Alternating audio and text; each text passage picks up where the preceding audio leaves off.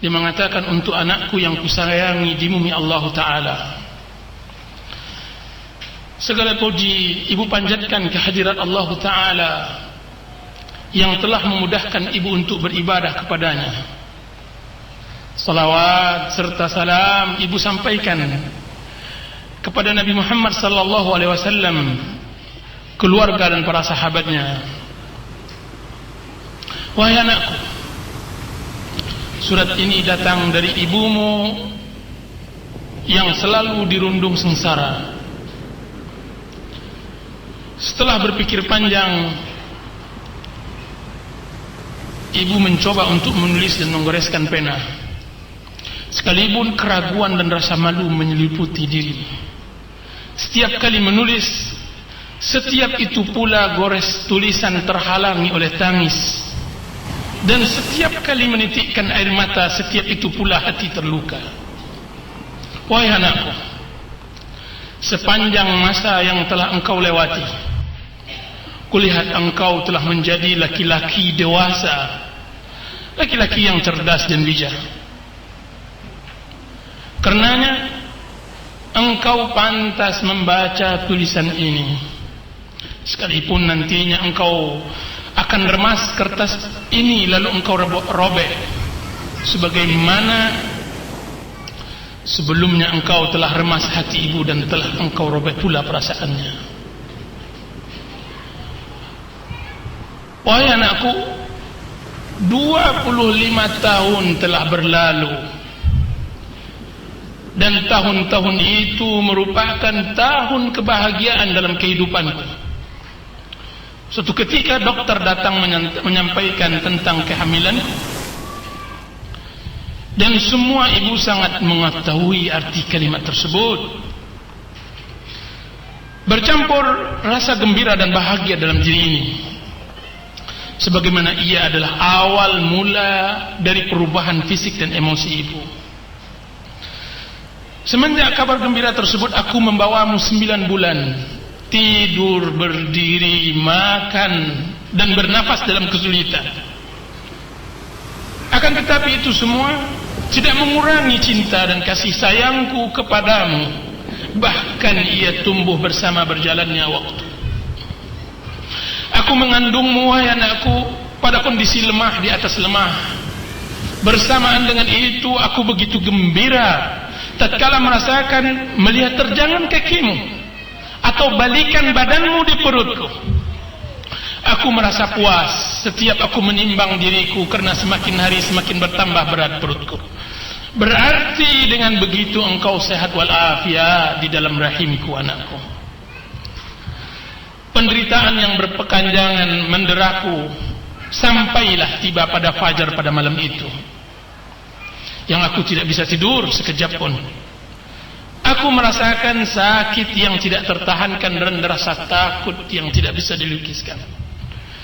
Sakit itu berlanjut sehingga membuatku tidak lagi dapat menangis. Sebanyak itu pula aku melihat kematian di hadapanku, hingga tibalah waktunya engkau keluar ke dunia, engkau lahir. Bercampur air mata kebahagiaanku dengan air mata tangismu. Ketika dia lahir, ketika engkau lahir, menetes air mataku, mata bahagia, air mata bahagia. Dengan itu semua sirna keletihan dan kesedihan, hilang semua sakit dan penderitaan. Bahkan kasihku kepadamu semakin bertambah. Dengan bertambah kuatnya sakit, aku raih dirimu sebelum aku meraih minuman. Aku peluk cium dirimu sebelum meneguk satu tetes air yang ada di kerongkonganku. Wahai anakku, telah berlalu tahun dari usiamu. Aku membawamu dengan hatiku, memandikanmu dengan kedua tangan kasih sayangku. Saripati hidupku kuberikan kepadamu. Aku tidak tidur demi tidurmu, berletih demi kebahagiaanmu. Harapanku pada setiap harinya agar aku selalu melihat senyumanmu. Kebahagiaanku setiap saat adalah permintaanmu agar aku berbuat sesuatu untukmu. Kebahagiaanku setiap saat adalah setiap permintaanmu yang aku akan bisa berbuat untukmu. Itulah kebahagiaanku. Lalu berlalulah waktu. Hari berganti hari, bulan berganti bulan, tahun berganti tahun. Selama itu pula aku setia menjadi pelayanmu yang tidak pernah lalai, menjadi dayangmu yang tidak pernah berhenti, menjadi pekerjamu yang tidak pernah lelah, mendoakan selalu kebaikan dan taufik untukmu. Aku selalu memperhatikan dirimu hari demi hari hingga engkau menjadi dewasa. Badanmu yang tegap, ototmu yang kekar, kumis dan jambang tipis telah menghiasi wajahmu, telah menambah ketampananmu, wahai anakku. Tatkala itu aku mulai melirik. Tatkala itu hadirat, aku mulai melirik ke kiri dan ke kanan demi mencari pasangan hidupmu. Semakin dekat hari perkawinanmu, semakin dekat pula hari kepergianmu. Semakin dekat hari perkawinanmu anakku, semakin dekat pula hari kepergianmu. Tatkala itu hatiku serasa teriris-iris, air mataku mengalir. Entah apa rasanya hati ini. Bahagia telah bercampur dengan duka, tangis telah bercampur pula dengan tawa. Bahagia karena engkau mendapatkan pasangan, karena engkau telah mendapatkan jodoh, engkau telah mendapatkan pendamping hidup. Sedangkan sedih karena engkau adalah pelipur hatiku yang akan berpisah sebentar lagi dari diriku. Waktu pun berlalu seakan-akan aku menyeretnya dengan berat. Kiranya setelah perkawinan itu aku tidak lagi mengenal dirimu. Setelah perkawinanmu itu aku tidak lagi mengenal dirimu. Senyummu yang selama ini menjadi pelipur duka dan kesedihanku sekarang telah sirna bagaikan matahari yang ditutupi oleh kegelapan malam. Tawamu yang selama ini kujadikan buluh perindu sekarang telah tenggelam seperti batu yang dijatuhkan ke dalam kolam yang hening. Dengan dedaunan yang keguguran, aku benar-benar tidak mengenalmu lagi karena engkau telah melupakanku dan melupakan hakku. Aku benar tidak mengenalmu lagi, wahai anakku, karena engkau telah melupakanku dan melupakan hakku. Terasa lama hari-hari yang kelewati hanya untuk ingin melihat rupamu. Jadi ibu ini mulai merasakan kesepian setelah menikah anaknya. Detik demi detik ku hitung demi mendengar suaramu. Akan tetapi penantian kerusakan sangat panjang. Aku selalu berdiri di pintu hanya untuk melihat dan menanti kedatanganmu. Setiap kali berdiri di pintu aku menyangka bahwa engkaulah orang yang datang itu. Setiap kali telepon berdering aku merasa bahwa engkau yang akan menelponku. Setiap suara kendaraan yang lewat aku merasa bahwa engkaulah yang datang. Akan tetapi semua tidak ada. Penantianku sia-sia dan harapanku hancur berkeping. Yang ada hanya keputusasaan, yang tersisa hanya kesedihan dari semua. Yang tersisa hanya kesedihan dari semua keletihan yang selama ini kurasakan. Sambil menangisi diri dan nasib yang memang telah ditakdirkan olehnya. Anakku, ibumu tidaklah meminta banyak. Ia tidaklah menagih kepadamu yang bukan-bukan. Yang ibu pinta kepadamu, jadikan ibumu sebagai sahabat dalam kehidupanmu. Jadikanlah ibumu yang malang ini sebagai pembantu di rumahmu, agar bisa juga aku bisa menatap wajahmu, agar ibu teringat pula dengan hari-hari bahagia masa kecilmu. Dan ibu memohon kepadamu, nak, janganlah engkau pasang jerat permusuhan denganku. Janganlah engkau pasang jerat permusuhan dengan ibumu. Jangan engkau buang wajahmu ketika ibu hendak memandang wajahmu. Yang ibu tagih kepadamu, jadikanlah rumah ibumu salah satu tempat persinggahanmu, agar engkau dapat sekali-kali singgah ke sana, sekalipun hanya 1 detik. Jangan jadikan ia sebagai tempat sampah yang tidak pernah engkau kunjungi, atau sekiranya terpaksa engkau datang sambil engkau tutup hidungmu dan engkau pun berlalu pergi. Anakku, telah bungkuk pula punggungku, bergemetar tanganku, karena badanku telah dimakan oleh usia dan telah digerogoti oleh penyakit. Berdirinya seharusnya telah dipapah, duduk pun seharusnya dibopong. Akan tetapi yang tidak pernah sirna, anakku, adalah cintaku kepadamu. Masih seperti dulu, masih seperti lautan yang tidak pernah kering, masih seperti angin yang tidak pernah berhenti. Sekiranya engkau dimuliakan 1 hari saja oleh seseorang, sekiranya engkau dimuliakan 1 hari saja oleh seseorang, niscaya engkau akan balas kebaikan dengan kebaikan. Sedangkan ibumu, mana balas budimu? Mana balasan bayimu? Bukankah air susu seharusnya dibalas dengan air serupa? Bukan sebaliknya air susu dibalas dengan air tuba? Dan bukankah Allah Ta'ala telah berfirman, hal jazaa'ul ihsan illa al-ihsan? Bukankah balasan kebaikan kecuali dengan kebaikan yang serupa? Sampai begitukah keras hatimu dan sudah begitu jauhkah dirimu? Setelah berlalunya hari dan berselangnya waktu, wahai anak, setiap kali aku mendengar bahwa engkau bahagia dengan hidupmu, setiap itu pula bertambah kebahagiaanku. Bagaimana tidak? Karena engkau adalah buah dari kedua tanganku. Engkau adalah hasil dari kelitihanku. Engkaulah laba dari semua usahaku. Dosa apakah yang telah kuperbuat sehingga engkau jadikan diriku musuh bebuyutanmu? Apakah aku pernah salah pada suatu hari dalam bergaul denganmu? Atau pernahkah aku berbuat lalai dalam melayanimu?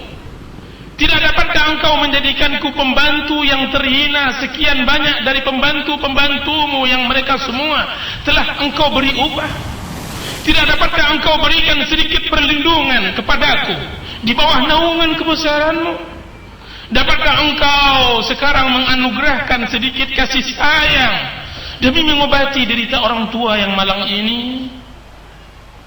Dan Allah Subhanahu wa taala mencintai orang-orang yang berbuat baik. Innallaha yuhibbul muhsinin. Innallaha yuhibbul muhsinin. Wahai anakku, aku hanya ingin melihat wajahmu dan aku tidak menginginkan yang lain. Wahai anakku, hatiku terasa teriris, air mataku mengalir, sedangkan engkau sehat walafiat. Orang-orang sering mengatakan bahwa engkau adalah laki-laki yang supel, dermawan dan berbudi. Anakku, apakah hatimu tidak tersentuh terhadap seorang wanita tua yang lemah, binasa dimakan oleh rindu, berselimutkan kesedihan dan berpakaian kedukaan?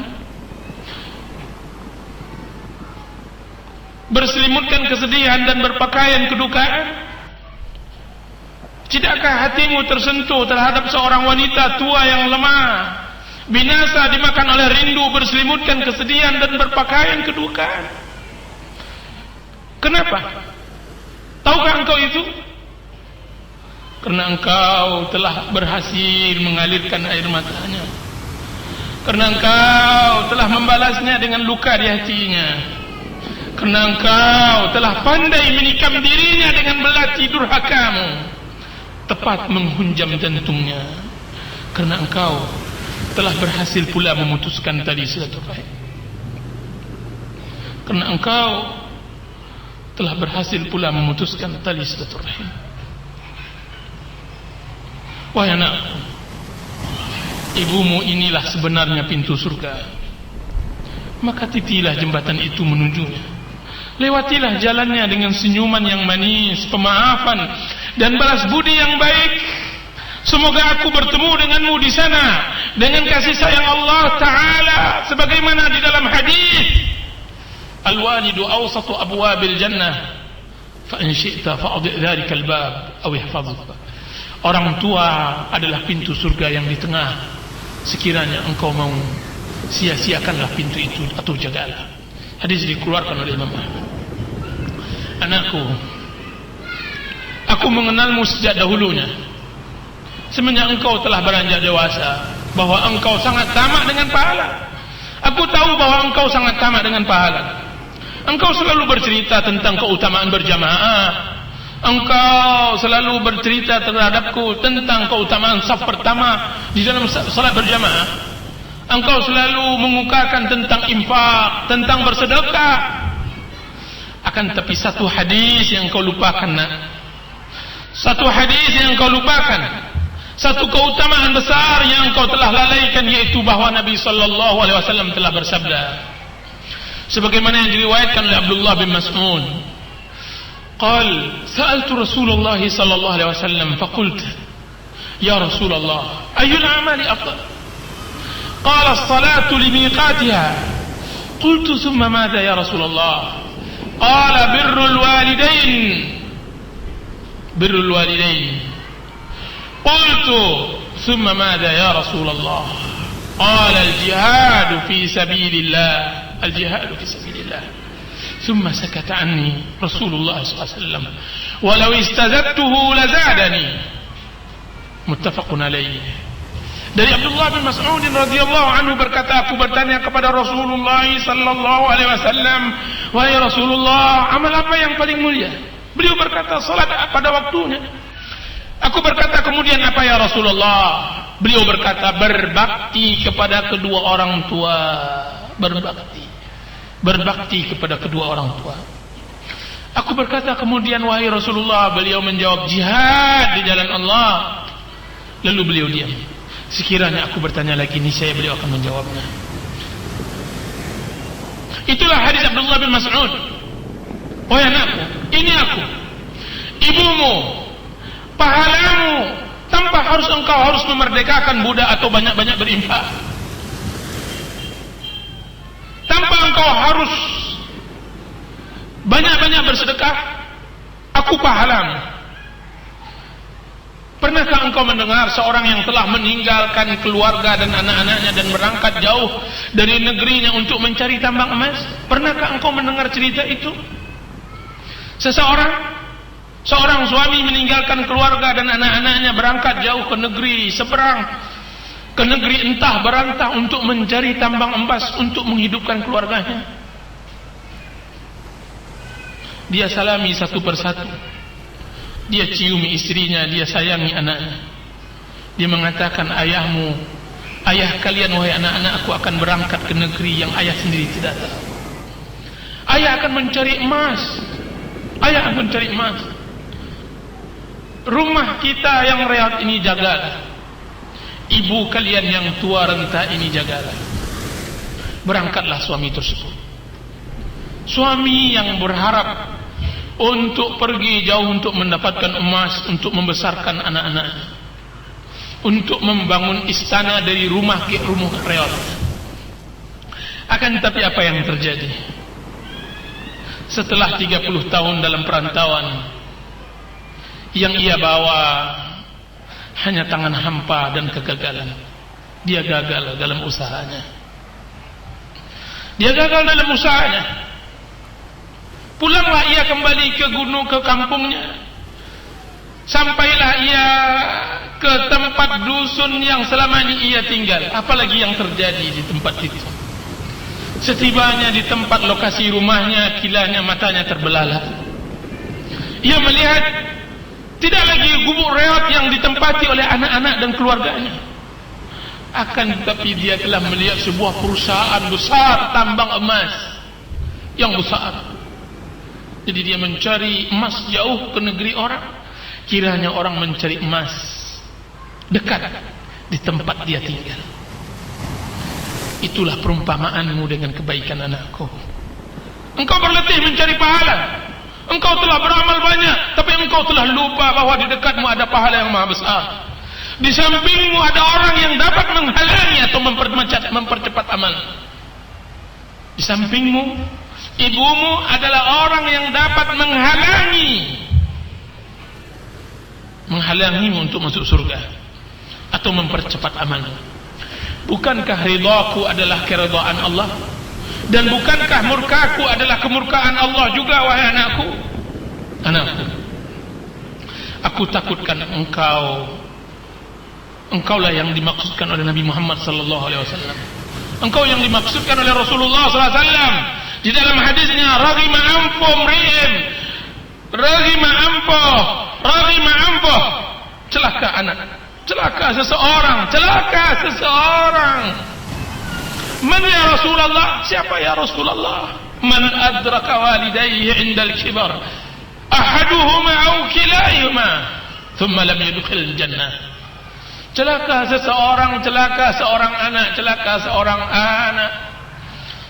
Siapa ya Rasulullah? Siapa mereka orang yang celaka tersebut, yang sengsara tersebut, yang merugi tersebut? Siapa mereka? Seorang yang mendapatkan kedua orang tuanya, satu atau keduanya, akan tetapi tidak membuat dia masuk surga. Celaka seorang anak mendapatkan kedua orang tuanya, hidup bersamanya, berteman dengannya, melihat wajahnya, akan tapi tidak memasukkan dia ke surga. Hadis dikeluarkan oleh Imam Muslim. Anakku, aku tidak akan angkat keluhan ini ke langit. Aku tidak akan kadukan duka ini kepada Allah, karena sekiranya keluhan ini, jika seandainya telah membumbung, menembus awan, melewati pintu-pintu langit, maka akan menimpamu kebinasaan dan kesengsaraan yang tidak ada obatnya dan tidak ada tabib yang dapat menyembuhkannya. Aku tidak akan melakukannya, wahai anakku. Tidak. Aku tidak akan melakukannya, wahai anakku. Tidak. Bagaimana aku akan melakukannya sedangkan engkau adalah jantung hatiku? Bagaimana ibu ini kuat mengenahkan tangannya ke langit sedangkan engkau adalah pelipur lara hatiku? Bagaimana ibu tega melihatmu merana terkena doa mustajab, padahal engkau bagiku adalah kebahagiaan hidupku. Engkau bagiku adalah kebahagiaan hidupku. Bangunlah nak, bangunlah, bangkitlah nak. Uban sudah mulai merambat di kepalamu. Uban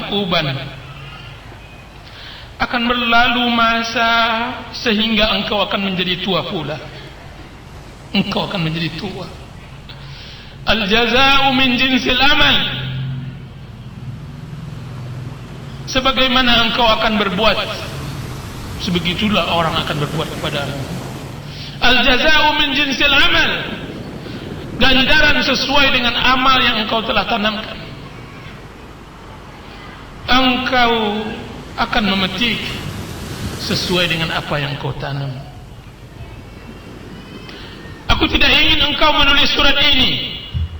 Aku tidak ingin engkau menulis surat yang sama dengan air matamu kepada anak-anakmu sebagaimana aku telah menulisnya kepadamu. Wahai anakku, bertakwalah kepada Allah. Bertakwalah, takutlah engkau kepada Allah. Berbaktilah kepada ibu. Peganglah kakinya, sesungguhnya surga di kakinya. Basuhlah air matanya, balurlah kesedihannya, kencangkan tulang ringkihnya, dan kokohkan badannya yang telah lapuk. Anakku, setelah engkau membaca surat ini terserah padamu. Apakah engkau sadar dan engkau akan kembali? atau engkau akan merobeknya. Sallallahu ala nabiyyina Muhammadin wa ala alihi wa sahbihi wasallam. Dari ibumu yang merana.